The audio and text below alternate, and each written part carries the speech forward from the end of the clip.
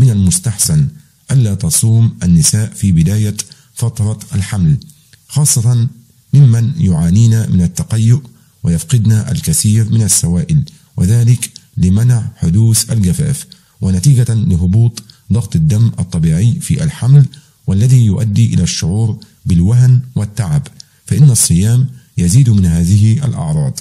لذلك فإن النساء الحوامل عرضة لأن يصابن بالإغماء أثناء الصوم، وقد يصابن بشعور عام سيء أكثر من غيرهن من النساء.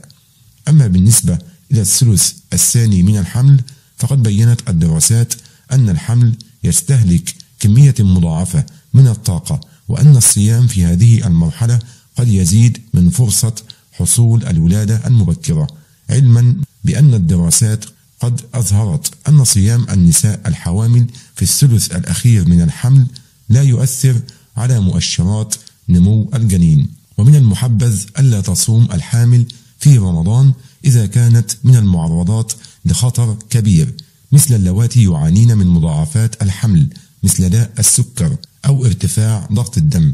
ولا تنصح النساء اللواتي يعانين من المخاض المبكر في الحمل الحالي أو عانين منه في حمل سابق بالصيام. كما أن النساء اللواتي يتناولن أدوية مهمة بعدة أوقات في اليوم، ولا نقصد تناول الفيتامينات والحديد التي يمكن أخذها بعد الإفطار. قومي باستشارة الطبيب في حال قرر الطبيب بأنه يتوجب عليك الامتناع عن الصيام، فعليك هنا الالتزام بالتعليمات. وإذا كنت حاملا وتستطيعين الصوم، فهكذا تهيئين نفسك له بالتقليل من أي خطر أو تعب عليك وعلى الجنين. أولا، من المستحسن أن تكثري من شرب المياه قبل يوم، أي في وجبة الإفطار والسحور من بداية فترة الصيام.